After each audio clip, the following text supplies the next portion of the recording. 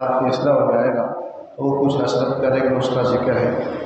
سورۃ الحجر کی ابتدا حروف مقطعات سے ہوتی ہے، اور عام طور پر قرآن مجید کی جس سورت کی ابتدا حروف مقطعات سے ہو، اس کے بعد والی آیت میں اللہ تعالیٰ قرآن مجید کی عظمت اور شان بیان فرماتا ہے۔ اللہ ارشاد فرماتا ہے الف لام میم را تلک آیات الکتاب و قرآن مبین، یہ وہ کتاب کی آیتیں ہیں اور واضح اور روشن قرآن ہے۔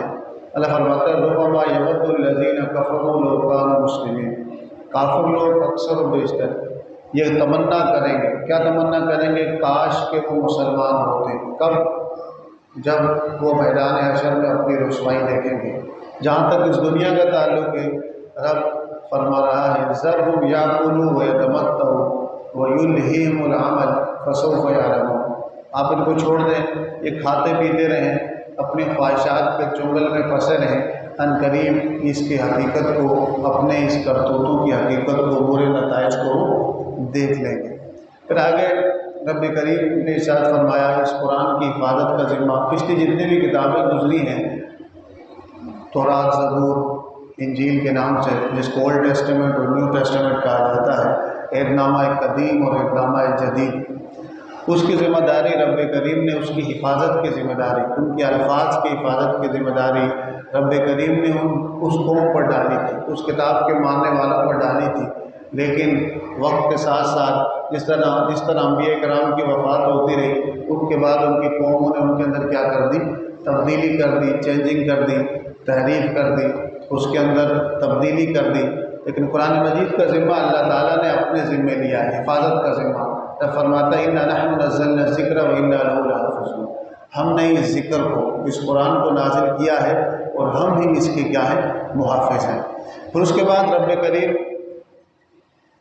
بروج کا ذکر کر رہا ہے وَلَقَدْ جَعَلْنَا فِي السَّمَاءِ بُرُوجًا وَزَيَّنَّاهَا لِلنَّاظِرِينَ وَحَفِظْنَاهَا مِنْ كُلِّ شَيْطَانٍ رَجِيمٍ إِلَّا مَنِ اسْتَرَقَ السَّمْعَ فَأَتْبَعَهُ شِهَابٌ مُّبِينٌ، کہ ہم نے آسمان پہ بروج بنائے۔ کیا بنائے؟ بروج۔ ویسے برج کا مطلب عربی کے اندر لغوی اعتبار سے لٹرلی اس کا مطلب ظاہر کرنا ہوتا ہے۔ کیا کرنا ہوتا ہے؟ ظاہر کرنا ہوتا ہے۔ لیکن آسٹرونومی یا اسٹرولوجی کے جو ماہرین ہیں، فلکیات کے جو ماہرین ہیں، قدیم یونانی فلکیات کے ماہرین یا جدید جو فلکیات کے ماہرین ہیں، ان کے نزدیک یہ 12 بروج ہیں۔ کتنے بروج ہیں؟ 12 بروج ہیں۔ اور بروج کا مطلب منزلیں ہوتا ہے۔ کیا ہوتا ہے؟ ستاروں کی منزلیں یا اسٹیشن ہیں، منزلیں یا اسٹیشن ہیں، جس ستاروں کے متعلق کہا جاتا ہے کہ بھئی ستارے 6 مہینہ شمال کی طرف، سورج ہمارا جو سورج ہے 6 مہینہ شمال کی طرف جاتا ہے، یعنی 3 مہینے اوپر 3 مہینے نیچے، 3 مہینے اوپر 3 مہینے نیچے، خط استوا کے اور خط سرطان کے درمیان کے اندر یہ چلتا ہے۔ شمالاً 6 مہینے اوپر نیچے 3 مہینے ہو گئے، جنوباً 6 مہینے اوپر نیچے، 3 مہینے نیچے جاتا ہے، 3 مہینے اوپر جاتا ہے۔ اس طرح شمال کے اندر آپ نقشہ دیکھتے ہیں تو نقشے کے اندر اوپر، جس نقشے کے اوپر سامنے شمال ہوتا ہے اور نیچے کیا ہوتا ہے؟ جنوب ہوتا ہے، دائیں طرف مشرق ہوتا ہے، بائیں طرف مغرب ہوتا ہے۔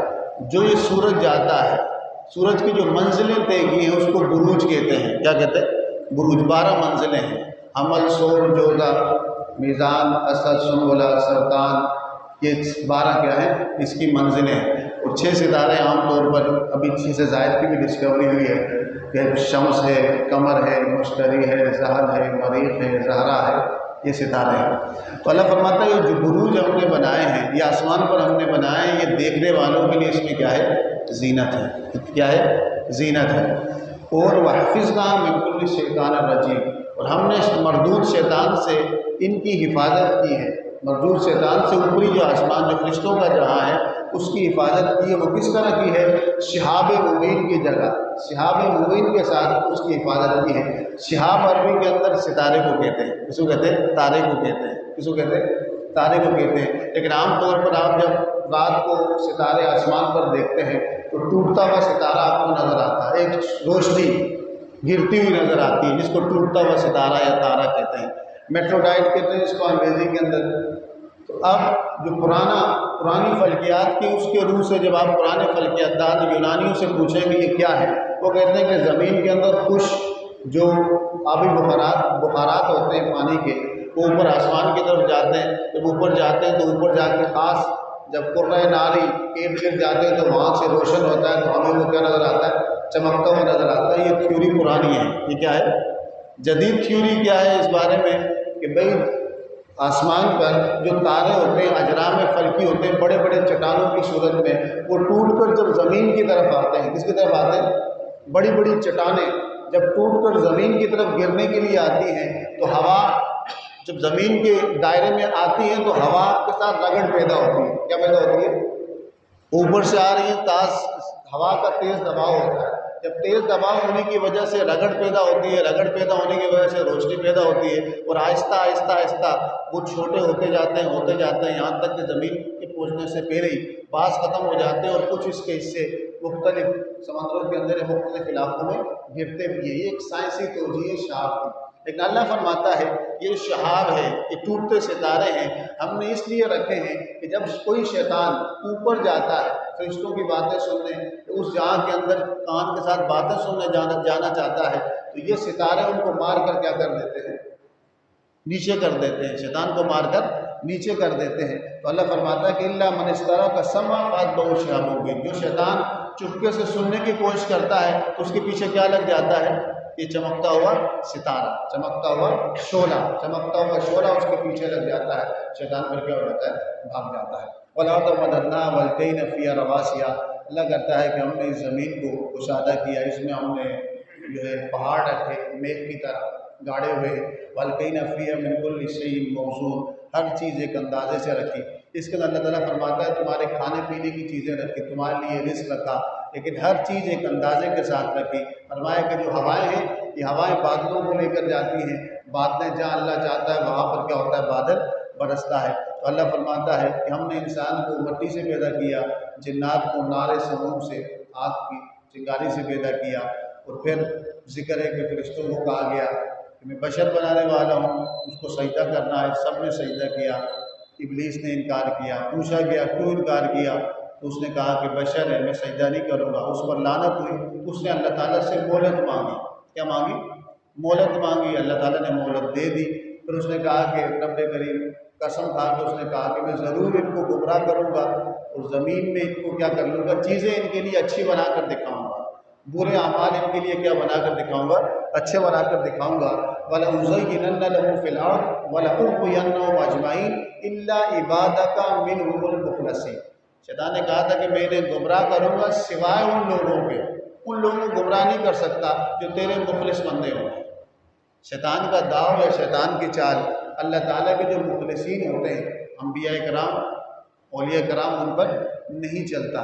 تو اللہ فرماتا ہے یہ میرا رستہ ہے، اور پھر اللہ نے فرمایا کہ ان عبادی لیس لک علیہم سلطان، جو میرے بندے ہیں ان پر تیرا کوئی پاور نہیں چل سکتی، الا من اتبعک من الغاوین، جو تیرے پیچھے چلا وہ گمراہ ہوا۔ پھر اللہ فرماتا ہے جہنم کا ذکر کرتا ہے کہ جہنم کے 7 دروازے ہیں، 7 مطلب 7 درجے ہیں، کتنے درجے؟ مختلف ذکر آپ کو ملتا ہے، سقر کے نام سے قرآن میں ملتا ہے، حاویہ، حطمہ، لظا، یہ سب کس کے نام ہیں؟ جہنم کے نام ہے۔ جہیم یہ بھی جہنم کا ایک درجہ ہے۔ اللہ فرماتا ہے لہا سبعۃ ابواب، جہنم کے کتنے درجے ہیں؟ کتنے دروازے؟ 7 دروازے ہیں، اور ہر دروازہ جہنم کا ایک کیا ہے؟ درجہ ہے۔ فرمایا کہ متقین جو ہوں گے وہ اللہ تعالیٰ کی نعمتوں میں ہوں گے۔ پھر ابراہیم علیہ السلام کا ذکر ہو رہا ہے کہ ابراہیم علیہ السلام کو جب بشارت دی تھی اس عمر میں کہ جب آپ اور آپ کی زوجہ مایوس ہو چکے تھے تو اللہ تعالیٰ نے فرشتہ بھیج کر آپ کو بچے کی بشارت دی۔ پھر اس کے بعد قوم لوط کا تذکرہ ہے کہ اللہ تعالیٰ نے ان پر کیا کیا؟ سخت ترین عذاب کیا کیا؟ نازل کیا۔ پھر اصحاب الایکہ اور اصحاب الحجر یہ قوم سمود کے ہی نام ہیں۔ حضرت صالح علیہ السلام کی قوم کے ہی نام ہے جن کے لیے پہاڑ چٹان کے اندر سے کیا نکلی تھی؟ اونٹنی نکلی تھی، ان کا عذاب کا ذکر ہے۔ تو اس کے بعد آخر کے اندر آخری جو آیات ہیں اس میں اللہ فرماتا ہے فَاصْدَعْ بِمَا تُؤْمَرُ وَأَعْرِضْ عَنِ الْمُشْرِكِينَ إِنَّا كَفَيْنَاكَ الْمُسْتَهْزِئِينَ، آپ کو جو حکم دیا جا رہا ہے آپ برملا اس کو بیان کریں اور مشرکین سے آپ منہ پھیر لیں، جو آپ کا مذاق اڑا رہے ہیں میں ان کے لیے کیا ہوں؟ کافی ہوں۔ اور اللہ فرماتا ہے وَلَقَدْ نَعْلَمُ أَنَّكَ يَضِيقُ صَدْرُكَ بِمَا يَقُولُونَ، آپ اچھا کام کر رہے ہیں، آپ دین کی دعوت دے رہے ہیں، کوئی بھی اچھا کام کر رہا ہو، اس کے ساتھ یہ معاملہ ضرور ہوتا ہے کہ لوگ اس پر تانے مارتے ہیں، زبان دراز کرتے ہیں، اس کے خلاف جملے بولتے ہیں۔ تو اللہ حضور کو فرما رہا ہے کہ ہم جانتے ہیں کہ آپ کا سینہ تنگ ہو جاتا ہے ان کی باتیں سن کر، ان کی تبھی تقاضا ہے، ان کی باتیں سن کر، جھوٹے الزام سن کر، کبھی شاعر بولتے ہیں، کبھی مجنون بولتے ہیں، کبھی اخلاق پر بری بات اٹھاتے ہیں، کبھی کسی قسم کے مختلف قسم کے الزامات لگاتے ہیں۔ تو اللہ فرماتا ہے کہ ہم جانتے ہیں، اللہ فرما رہا ہے میں جانتا ہوں ان کی باتوں سے آپ کا دل کیا ہوتا ہے، تنگ ہوتا ہے۔ آپ کیا کریں، فسبح بحمد ربک وکن من الساجدین، آپ اپنے رب کی تسبیح کرتے ہیں وہی کرتے رہیں اور سجدہ کرتے رہیں، اور جب تک موت نہ آ جائے آپ اللہ کی عبادت کرتے رہیں۔ کیا کرتے رہیں، اللہ کی۔ جہاں تک ان استہزاء مذاق اڑانے والوں کا تعلق ہے، اللہ فرماتا ہے انا کفیناک المستہزئین، ہم آپ کی حفاظت کریں گے۔ ہم کیا کریں گے، مذاق اڑانے والے کہاں ہیں؟ رسول اللہ صلی اللہ علیہ وسلم کا نام ابھی تک کیا ہے، زندہ ہے اور زندہ رہے گا۔ اس کے بعد سورۃ النحل شروع ہوتی ہے، اور نحل کا مطلب ہے شہد کی مکھی، شہد کی مکھی، کیونکہ اس میں شہد کی مکھی سے جو ہمیں شہد ملتا ہے اللہ کی ایک نعمت ہے، اس کا تذکرہ ہے، تو اس لیے نسبت سے اس سورۃ کو سورۃ النحل کہا جاتا ہے۔ تو اللہ فرماتا ہے کہ اللہ کا فیصلہ آ گیا، فلا تستعجلوا، تم جلد بازی نہ کرو، سبحانہ وتعالی عما یشرکون۔ پھر اللہ تعالیٰ اس صورت کے اندر اپنی مختلف نعمتوں کا تذکرہ کرتا ہے، انسان کے بارے میں کہتا ہے کہ یہ تو ایک نطفے سے حقیر پانی سے پیدا ہوا ہے، اور اللہ تعالیٰ نے مختلف جانور بنائے، اس سے تم راحت حاصل کرتے ہو، سکون حاصل کرتے ہو۔ کچھ جانور تمہارا بوجھ اٹھاتے ہیں، والخیل والبغال والحمیر، گدھا، گھوڑا، خچر، یہ اس لیے بنائے تو تم اس پر سوار ہو، وزینہ، اور زینت کے لیے بنا، ویخلق ما لا تعلمون، اللہ فرماتا ہے اس کے علاوہ اور میں بہت کچھ بناؤں گا۔ ابھی تک قیامت تک جتنی سواریاں ایجاد ہوتی رہیں گی، اللہ نے فرمایا ویخلق، وہ بنا تخلیق کرتا رہے گا، ما لا تعلمون، جو تمہیں پتہ، قیامت تک جو سواریاں سواری کے لیے چیزیں یا وائیکلس تیار ہوتے رہیں گے، اللہ فرماتا ہے میں تمہیں اس کا علم نہیں، بھی اسے کیا کرتا رہوں گا، بتانا رہوں گا۔ پھر اللہ تعالیٰ نے اپنی مختلف نعمتوں کا تذکرہ کیا ہے، کہا کہ سمندر کے اندر بھی تمہارے لیے مچھلی ہے، تم کھاتے ہو، اس کے اندر سے تم زیورات نکالتے ہو، تمہارے نفع کی چیزیں، اور اس کے اندر تم کشتیاں چلاتے ہو، اس پہ بزنس کرتے ہو، کشتیوں کے ذریعے سامان کی لوڈنگ وغیرہ ہوتی ہے۔ اللہ فرماتا ہے یہ سب میری نعمتیں ہیں، اس سب کا تذکرہ کیا گیا۔ پھر اس کے بعد رب کریم نے مشرکین کی کچھ بری عادتوں کا، جو شرک کی بری عادت تھی ان کی، اس کا تذکرہ کیا، اور کہا کہ اللہ تعالیٰ کی نافرمانی کرتے ہیں، نقصان میں ہے، ٹھیک ہے۔ پھر اس کے بعد رب کریم اگلی آیات کے اندر اللہ تعالیٰ فرماتا ہے کہ وہ لوگ جو گناہ کرتے ہیں تو کیا وہ اس بات سے بے خوف ہو گئے ہیں کہ اللہ تعالیٰ اس بات پر قادر ہے کہ ان کو زمین پر دسا دے، اس بات پہ بھی قادر ہے کہ جب وہ خرید و فروخت کر رہے ہو، گھومنے پھرنے گئے ہو، اللہ تعالیٰ اس وقت بھی انہیں پکڑ سکتا ہے، اس بات پر بھی قادر ہے کہ اللہ تعالیٰ ان کے مال کے اندر، عمر کے اندر نقصان کر کے، کمی کر کے بھی انہیں کیا کر سکتا ہے، عذاب دے سکتا ہے۔ فما ہم بمعجزین، کوئی بھی بندہ، کوئی بھی مخلوق اللہ تعالیٰ کو عاجز نہیں کر سکتی، ساری مخلوق اللہ کے سامنے عاجز ہے، اللہ کسی کے سامنے عاجز، تو اللہ تعالیٰ قادر مطلق ہے، قادر مقتدر ہے، با اختیار ہے۔ پھر اس کے بعد اللہ تعالیٰ مشرکین کا کہ کچھ قبائل ایسے تھے کہ جو بچی کی پیدائش پر غم کا اظہار کرتے تھے، شرمندہ ہو کے پھرتے تھے، تو اور بعض قبائل جو ہے بچی کو زندہ دفنا دیتے تھے، اور مشرکین نے جو ہے اللہ تعالیٰ کے لیے بعض ایسے بت اللہ تعالیٰ کی شراکت دار ٹھہرائے ہوئے تھے۔ یہ کہا تھا کہ وَجَعَلُوا لِلَّهِ بَنَاتًا يَجْعَلُونَ لِلَّهِ بَنَاتًا، اللہ کے لیے بیٹیاں انہوں نے تخلیق کر دی تھی۔ اللہ فرماتا ہے کہ یہ ایسے لوگ ہیں کہ جب ان کے گھر بچی پیدا ہو تو غم زدہ ہو جاتے ہیں، شرم کے مارے چھپتے پھرتے ہیں، بعض ان کو زمین پر کیا کر دیتے ہیں، دسا دیتے ہیں۔ تو اللہ تعالیٰ فرماتا ہے اگر اللہ تعالیٰ انسان کے گناہ پر فوراً پکڑ شروع کر لے، ابھی گناہ کرے فوراً پکڑ شروع کرے، فوراً پکڑ لے، فوراً عذاب نازل کر لے، تو کیا ہوگا، ما ترک علیہا من دابہ، زمین پر کوئی بندہ بچے گا ہی نہیں۔ پھر اللہ تعالیٰ کے حکمت کے خلاف ہے۔ رب فرماتا ہے وَلَٰكِن يُؤَخِّرُهُمْ إِلَىٰ أَجَلٍ مُّسَمًّى، اللہ فرماتا ہے دنیا دارالامتحان ہے، یہاں پر میں اسے مہلت دیتا ہوں، انسان کو کیا دیتا ہوں، مہلت دیتا ہوں۔ تو اللہ تعالیٰ آگے ارشاد فرماتا ہے کہ ہم نے آپ سے پہلے بھی نبی بھیجے، ان کی قومیں گمراہ ہوئی تو گمراہ کس نے کیا، فَزَيَّنَ لَهُمُ الشَّيْطَانُ أَعْمَالَهُمْ، شیطان نے ان کے سامنے ان کے برے اعمال کو کیا کر دیا، اچھا کر کے پیش کیا۔ برا عمل اچھا نہیں ہوتا، لیکن کبھی برا عمل اچھا لگنے لگ جاتا ہے۔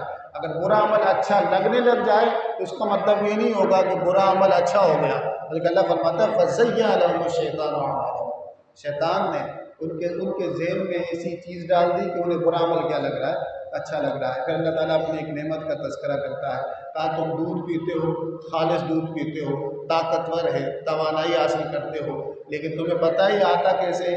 کہا کہ بھینس کے پیٹ کے اندر ایک نالی دودھ کی ہوتی ہے، اس کے ساتھ گوبر اور خون کی ہوتی ہے، اس کے درمیان سے اللہ تعالیٰ کیا نکالتا ہے؟ دودھ نکالتا ہے تمہارے پینے کے لیے۔ کہا کہ تم اس شہد کی مکھی کو دیکھو کس طرح یہ جاتی ہے، پھل بھی مختلف پھولوں سے پتوں سے رس کو چوستی ہے، لا کے اپنے چھتے میں جمع کرتی ہے، تمہارے لیے شہد بنتا ہے۔ اللہ فرماتا ہے شفاء للناس، یہ شہد تمہارے لیے کیا ہے؟ شفا ہے۔ پھر اللہ فرماتا ہے وہی اللہ ہے جس نے تمہیں پیدا کیا، اللہ خلقکم ثم یتوفاکم، وہی اللہ ہے جو تمہیں وفات بھی دے گا، ومنکم من یرد الی ارذل العمر لکی لا یعلم بعد علم شیئا، تم میں سے کچھ ایسے ہیں کہ جو عمر کے اس حصے تک پہنچ جاتے ہیں جس میں بالکل ناکارہ سے ہوتے ہیں، بڑھاپے کے اس حصے میں جب بندہ کسی کام کا نہ رہے، کہ اللہ فرماتا تم میں سے کچھ اس عمر تک بھی پہنچ جاتے ہیں۔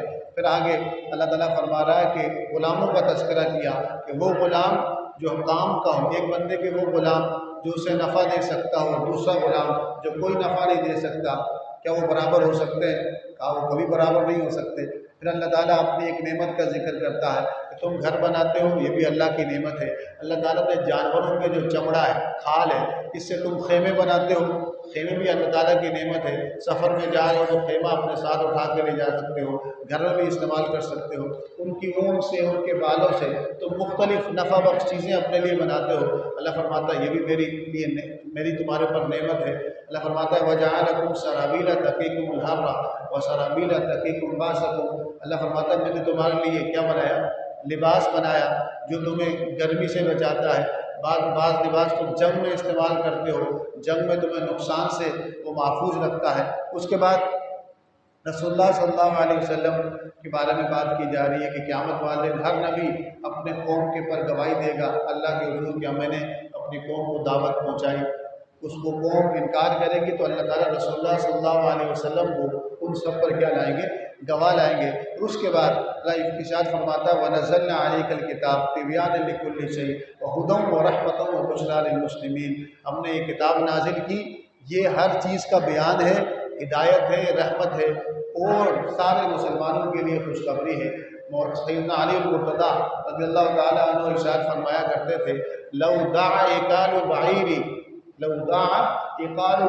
لَوَجَدْتُهُ فِي كِتَابِ اللَّهِ، آپ فرمایا کرتے تھے کہ قرآن میں ہر چیز کا بیان موجود ہے، اگر میری اونٹ کی باندھنے والی جو میری رسی ہوتی ہے، اونٹ کو ٹانگ سے باندھا جاتا ہے، اگر وہ گم جائے، سیدنا علی فرماتے ہیں وہ گم جائے اس کو بھی میں اس قرآن سے تلاش کر سکتا ہوں۔ کس سے تلاش کر سکتا ہوں؟ قرآن کے اندر اصول اور بنیادیں موجود ہیں، حقائق موجود ہیں، راز اور سر موجود ہیں، لیکن یہ کس کو عطا ہوتا ہے؟ جس کا رب سینہ کھول دے، جس کو رب علم کا نور عطا کر دے، علم نافع عطا کر دے، جس کو اپنی معرفت عطا کر دے، جس کو اپنی محبت عطا کر دے، جس کو اپنا قرب عطا کر دے، قرآن اس کو اسی طرح کیا کرتا ہے؟ ہدایت دیتا ہے۔ پھر اس کے بعد قرآن مجید کی سب سے جامع آیت، جامع الآیت، سید عبداللہ بن مسعود فرماتے ہیں قرآن مجید کی سب سے جامع آیت، جامع آیت کا مطلب ہے آیت چھوٹی سی ہے لیکن بات اس میں کیا ہے؟ بڑی ہے۔ اللہ فرماتا ہے ان اللہ یامر، بے شک اللہ تعالیٰ تمہیں حکم دیتا ہے بالعدل، عدل کرنے کا، والاحسان، احسان کرنے کا۔ عدل کس کو کہتے ہیں؟ سیدنا علی فرماتے ہیں العدل الانصاف والاحسان التفضل، عدل کا مطلب ہے کہ جس کا جتنا حق بنتا تھا اتنا دے دیا۔ اسلام کا نظام معاشرت ہے، سوسائٹی جو ہے اس کے اندر کیا چیز ہے؟ اسلام یہ کہتا ہے اپنے ماننے والوں سے کہ تم عدل کرو، یہ اچھی بات ہے، فضل کرو یہ اس سے اچھی بات ہے، ایثار کرو یہ سب سے اچھی بات ہے۔ لین دین کے معاملے میں عدل کیا؟ عدل، احسان، اور تیسرا کیا ہے؟ ایثار۔ عدل کا مطلب کیا ہے؟ جس کا جتنا حق بنتا ہے اتنا دینا۔ احسان کا مطلب کیا ہے؟ جس کا جتنا حق بنتا ہے اس سے زیادہ دینا۔ ایثار کا مطلب کیا ہے؟ قرآن مجید میں صحابہ کرام کی ایک صفت بیان ہوئی ہے یؤثرون علی انفسہم ولو کان بہم خصاصہ، خود ضرورت مند ہوتے ہیں لیکن اپنی ضرورت کو قربان کر لیتے ہیں، دوسرے کی ضرورت کو پورا کرتے ہیں۔ ایثار اعلیٰ درجہ ہے۔ فرض درجہ کیا ہے؟ 3 درجے نیکی کے: عدل، احسان، ایثار۔ عدل، احسان اور ایثار۔ عدل کا مطلب جس کا جتنا حق بنتا ہے اس کو اتنا دینا۔ احسان کا مطلب ہے جتنا حق بنتا ہے اس سے، جیسے آپ صلی اللہ علیہ وسلم کسی سے قرضہ لیتے تھے تو قرضہ واپسی کرتے ہوئے زیادہ دے دیتے تھے، اچھا دے دیتے تھے، یہ سود نہیں کہلاتا۔ سود کیا ہوتا ہے؟ طے کیا ہوا ہو۔ لیکن آپ ایک بندے کی عادت ہے کسی سے قرضہ لے، دیتے وقت اگر وہ خوشی سے زیادہ دے دے تو یہ احسان ہے۔ یہ کیا ہے؟ احسان ہے۔ عدل جتنا حق بنتا ہے اتنا، احسان جتنا حق بنتا ہے اس سے زیادہ، ایثار کہ اپنی ضرورت کو قربان کر کے دوسرے کی ضرورت کو کیا کرنا؟ پورا کرنا، سارا دے دینا۔ کیا دے دینا؟ سارا دے دینا۔ اسلام سب سے ایثار کا مطالبہ نہیں کرتا۔ فرض مطالبہ کیا ہے؟ عدل کا۔ اس کے اوپر بندے کا تقویٰ بڑھے تو احسان کرے، اس سے اوپر تقویٰ بڑھے تو وہ کیا کرے؟ ایثار کرے۔ اللہ فرماتا ہے ان اللہ یامر بالعدل والاحسان وایتاء ذی القربی، جو تمہارے قریبی رشتہ دار ہیں ان کو پوچھا کرو۔ باہر جا کے سخاوت ہو، قریب میں رشتہ دار، بھتیجا، بھانجا، چاچا، بھائی وہ مجبور ہو تو اس سے اللہ پوچھے گا۔ سخاوت دوسروں میں نہ ہو، سخاوت کی ابتدا کس سے ہو؟ اپنے قریب کے رشتہ داروں سے۔ کس سے ہو؟ ڈبل ثواب ملتا ہے، صدقہ کرنے کا بھی اور صلہ رحمی کرنے کا بھی، 2 ثواب ملتے ہیں۔ اگر زکوٰۃ کسی پہ فرض ہو جائے تو اپنے قریب کے رشتہ داروں کو دے گا تو ڈبل ثواب ملے گا، زکوٰۃ کا بھی اور صلہ رحمی کا بھی۔ صدقہ کوئی کرنا چاہے تو اس کے قریب کے رشتہ دار ضرورت مند ہیں انہیں اگر دے گا، بتا کے نہیں دینا کہ میں تجھے زکوٰۃ دے رہا ہوں، میں تو یہ دے رہا ہوں۔ آپ اس کو تحفے کی نیت سے، نیت تو زکوٰۃ کی ہوگی، تحفہ کہہ کر بھی دے سکتے ہیں، قرض حسنہ کہہ کر بھی دے سکتے ہیں۔ اللہ فرماتا ہے قریب کے رشتہ دار ہیں ان کو دینا۔ وَيَنْهَىٰ عَنِ الْفَحْشَاءِ وَالْمُنكَرِ وَالْبَغْيِ، 3 چیزوں سے منع کرتا ہے: فحش، منکر اور بغی۔ فحشہ کس کو کہتے ہیں؟ لغوی ترجمہ بے حیائی۔ منکر کا مطلب جس سے منع کیا گیا ہو، بغی کا مطلب جو حد سے تجاوز کیا گیا ہو۔ علماء فرماتے ہیں انسان کی جو شہوانی خواہش ہے، شہوانی خواہش ہے، جب یہ اعتدال سے بڑھ جائے، اعتدال سے کیا ہو جائے؟ بڑھ جائے، افراد کا شکار ہو جائے، اس وقت جو وہ برائی کرتا ہے وہ فحشا کہلاتی ہے۔ کیا کہلاتی ہے؟ اور انسان کی قوت غضبیہ جو ہے، غصے کی جو قوت ہے، جب یہ حالت اعتدال سے بڑھ جائے، حالت اعتدال میں تو غیرت ہے، کیا ہے؟ غیرت ہے۔ حالت اعتدال سے بڑھ جائے، بے وجہ بے موقع غصہ، یہ بھی برا ہوتا ہے۔ حالت اعتدال سے جب بڑھ جائے تو اس وقت انسان جو بری حرکتیں اپنے قولن یا فعلاً کرتا ہے اس کو منکر کہتے ہیں۔ اور انسان کی قوت وہمیہ، سوچ کی جو قوت ہے، یہ جب حالت اعتدال سے کیا ہو جائے؟ بڑھ جائے تو علماء فرماتے ہیں اس وقت اس کے ذہن میں تکبر، غرور، سرکشی کی جو سوچیں اور خیالات آتے ہیں جس کا وہ عملی اظہار کرتا ہے اس کو بغی کہتے ہیں۔ تو اللہ تعالیٰ نے ان تینوں چیزوں سے کیا کیا ہے؟ منع کیا ہے۔ انسان کی ایک فکر کی سوچ، ایک غضب کی سوچ اور ایک شہوانی سوچ۔ دوسری تفسیر اس کی یہ کی گئی ہے کہ فحشا سے مراد ہر بری بات اور ہر برا فعل فحشا ہے۔ منکر سے مراد ہر وہ کام جس سے شریعت نے منع کیا ہے۔ بغی سے مراد ہر وہ کام جو تکبر، سرکشی، حسد اور ریاکاری کے طور پر کیا گیا ہو، اللہ تعالیٰ اس سے منع کرتا ہے۔ فرمایا یعظکم اللہ، اللہ تعالیٰ تمہیں واعظ کرتا ہے، نصیحت کرتا ہے، لعلکم تذکرون۔ پھر آگے ارشاد فرماتا ہے اوفوا بعہد اللہ، اللہ کے وعدے کو پورا کرو۔ اس کی اگلی آیات میں اللہ تعالیٰ ارشاد فرماتا ہے ما عندکم ینفد وما عند اللہ باق، تمہارے پاس جو کچھ بھی ہے، مال، جو کچھ بھی نعمت ہے، یہ ختم ہو جائے گی۔ کیا ہو جائے گی؟ وما عند اللہ باق، اور رب کے پاس جو کچھ ہے اس نے باقی رہنا ہے۔ پھر اللہ تعالیٰ آگے ارشاد فرماتا ہے من عمل صالحا من ذکر او انثی وهو مؤمن، کوئی بھی مومن بندہ، کوئی بھی مومن بندہ مرد ہو یا عورت ہو نیکی کرے گا تو اللہ فرماتا ہے فَلَنُحْيِيَنَّهُ حَيَاةً طَيِّبَةً، ہم اس کو پاکیزہ زندگی عطا کریں گے۔ پاکیزہ زندگی کیا ہے؟ سکون کی زندگی، اطمینان کی زندگی، کردار والی زندگی۔ وَلَنَجْزِيَنَّهُمْ أَجْرَهُمْ بِأَحْسَنِ مَا كَانُوا يَعْمَلُونَ، اچھا اجر بھی عطا کریں گے۔ فرمایا جب قرآن کی تلاوت کرو تو اللہ کی حفاظت میں آ جایا کرو شیطان مردود سے، اعوذ باللہ من الشیطان الرجیم جو پڑھتے ہیں۔ پھر آگے کہا جا رہا ہے کہ وہ لوگ جو ایمان لانے کے بعد کفر کریں، اور اگر وہ کفر اس وجہ سے کرتے ہیں کہ انہیں مجبور کیا جاتا ہے لیکن ان کا دل کیا ہوتا ہے؟ مطمئن ہوتا ہے، تو اللہ فرماتا ہے ان پر کوئی گناہ نہیں۔ اس کی 2 صورتیں ہیں، کہ ایک بندہ کسی کو جان سے مارنے کی دھمکی دی ہو، دھمکی سے مراد ہے کہ جان سے مارنے کا غالب گمان ہو، پکا پتہ ہو کہ ایک بندہ جان سے مار دے گا، وہ کہہ رہا ہو کہ بھئی جان سے مار دو گا کلمہ کفر بول، اللہ کے خلاف یا رسول اللہ کے خلاف بول، اگر وہ نہیں بولتا جان قربان کر دیتا ہے تو یہ عزیمت پہ عمل کیا، شہید کہلائے گا، کیا کہلائے گا؟ لیکن اگر وہ بول دیتا ہے، کیا کر دیتا ہے؟ جان بچانے کے لیے بول دیتا ہے، تو شریعت نے رخصت دی ہے کہ جائز ہے، یہ کلمہ کفر کے بارے میں۔ لیکن جہاں تک جان بچانے کے لیے حرام کھانے کی نوبت آئے کہ بھئی ایک بندے کے پاس کھانے کو کچھ نہیں ہے، حرام چیز پڑی ہے، کتا ہے، سور ہے، اب وہ بولے کہ میں نہیں کھاؤں گا، میں نہیں کھاؤں گا، اگر اس کی جان قربان مر گیا ہو تو وہ گناہ گار ہوگا، کیا ہوگا؟ کیا ہوگا؟ گناہ گار ہوگا، اگر اس کو کھانا ضروری ہے جان بچانے کے لیے۔ کلمہ کفر کا حکم الگ ہے، اور حالت اضطرار میں حرام چیز بقدر ضرورت کھانے کا حکم کیا ہے؟ الگ ہے۔ تو اللہ فرماتا ہے جو کفر پر رہتے ہیں، کفر پر قائم دائم رہتے ہیں، ان کے دل پر مور لگ جاتی ہے، تو اللہ تعالیٰ فرماتا ہے کھاؤ پیو، کھاؤ ان چیزوں کو جس کو اللہ تعالیٰ نے تمہارے لیے حلال کر دیا گیا ہے، اللہ کی نعمت کا شکر ادا کرو۔ پھر محرمات چیزوں کا ذکر ہے تو سورۃ المائدہ میں ذکر کیا گیا تھا، اس کا تذکرہ کیا جا رہا ہے۔ آخری آیات میں اللہ فرماتا ہے ادعو الی سبیل ربک بالحکمۃ والموعظۃ الحسنہ وجادلہم باللتی ہی احسن۔ جب تم دعوت دو لوگوں کو تو تین طریقے ہوں، حکمت کے ساتھ، عقل کا استعمال کرو، دانائی کے ساتھ، اچھی نصیحت کے ساتھ، اگر بحث کرنی بھی پڑ جائے تو اچھے شائستہ اور عمدہ طریقے سے تم نے بحث کرنی ہے۔ ان ربک هو اعلم من ضل عن سبیلہ وهو اعلم بالمهتدین، تمہارا رب خوب جانتا ہے کون ہدایت پر ہے اور کون ہدایت کے راستے سے کیا ہے؟ گمراہ ہے۔ اللہ فرما رہے ہیں آپ صبر کریں، بے شک آپ کا صبر اللہ کے لیے ہوگا، آپ غم نہ کریں، دل کو تنگ نہ کریں ان کی سازشوں پر۔ ان اللہ مع الذین اتقوا والذین هم محسنون، بے شک اللہ تعالیٰ ان لوگوں کے ساتھ ہیں جو متقی ہیں، جو تقوی والی زندگی اختیار کرتے ہیں، ان لوگوں کے ساتھ ہیں جو نیکی کرتے ہیں، اچھے اعمال کرتے ہیں۔ تو اللہ عز و جل سے دعا کریں کہ جو کچھ سنا اس پر عمل کرنے، دوسروں کو پہنچانے کے لیے ہمیں کریم توفیق نصیب فرمائے۔